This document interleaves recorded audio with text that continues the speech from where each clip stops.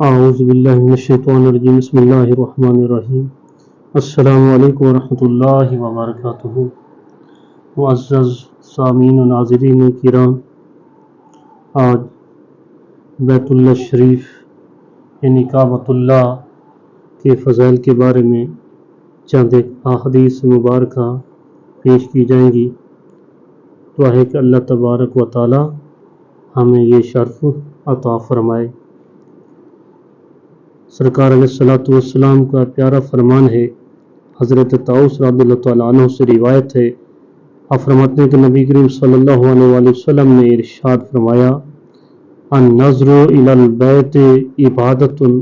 یعنی بیت اللہ شریف کی طرف دیکھنا بھی عبادت ہے۔ اس طرح دوسری حدیث پاک میں آیا، امام حسن بصری رضی اللہ تعالیٰ عنہ سے روایت ہے، والنظر الی الکعبۃ عبادت، قال رسول اللہ صلی اللہ علیہ وآلہ وسلم من نظر الی بیت اللہ ایمانا و احتسابا و تصدیقا غفر له ما تقدم من ذنبہ وما تأخر وحشر یوم القیامت من الآمنین۔ حضرت امام حسن بصری رضی اللہ تعالیٰ عنہ سے حدیث پاک روایت ہے کہ رسول پاک صلی اللہ علیہ وآلہ وسلم نے ارشاد فرمایا کہ کعبۃ اللہ کی طرف دیکھنا عبادت ہے۔ مزید رسول اللہ صلی اللہ علیہ وآلہ وسلم نے فرمایا، جس شخص نے حالت ایمان میں ثواب کی نیت سے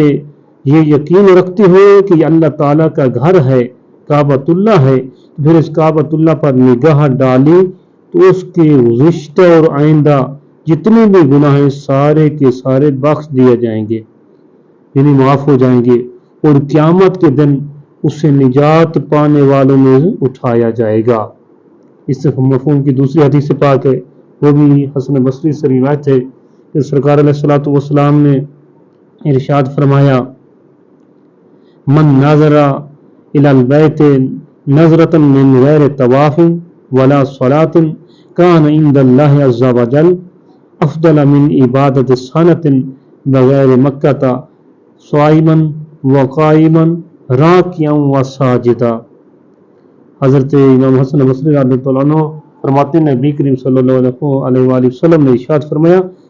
جس شخص نے طواف اور نماز کی ادائیگی کے علاوہ بھی بیت اللہ شریف کی طرف دیکھا تو اللہ تبارک و تعالیٰ کے نزدیک مکہ مکرمہ کے علاوہ کی گئی 1 سال پر مشتمل صیام و قیام اور رکوع و سجود کی عبادت سے افضل ہے۔ یعنی مکہ شریف کے علاوہ دنیا کے جس حصے میں دوسری جگہوں میں عبادت کی تو 1 سال کی عبادت سے زیادہ ثواب ہے بیت اللہ شریف کا دیکھنا، یعنی زیارت کرنا۔ اس طرح کی دوسری حدیث پاک ہے، حضور نبی کریم صلی اللہ علیہ وآلہ وسلم نے ارشاد فرمایا، حرم کعبہ کی طرف دیکھنا عبادت ہے، کعبۃ اللہ کی طرف دیکھنے والا ہمیشہ خشوع و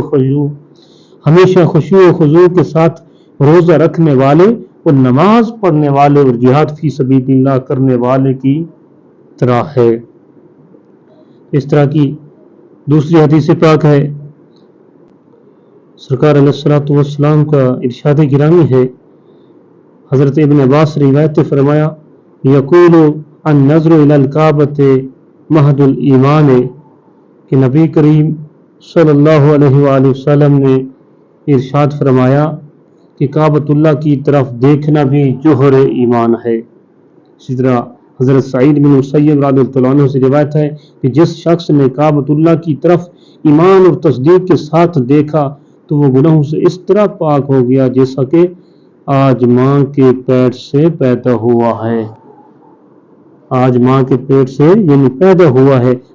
فرمایا، خرج من الخطایا کا یوم ولدتہ امہ،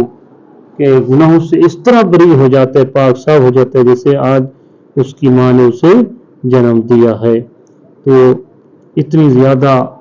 فضائل ہیں بیت اللہ شریف یعنی کعبۃ اللہ شریف کو دیکھنے کی۔ دعا ہے کہ اللہ تبارک و تعالی ہمیں بھی بار بار یہ شرف عطا فرمائے، بیت اللہ شریف کی زیارت عطا فرمائے، کعبۃ اللہ شریف کے طواف کرنے کی بھی توفیق عطا فرمائے، آمین ثم آمین۔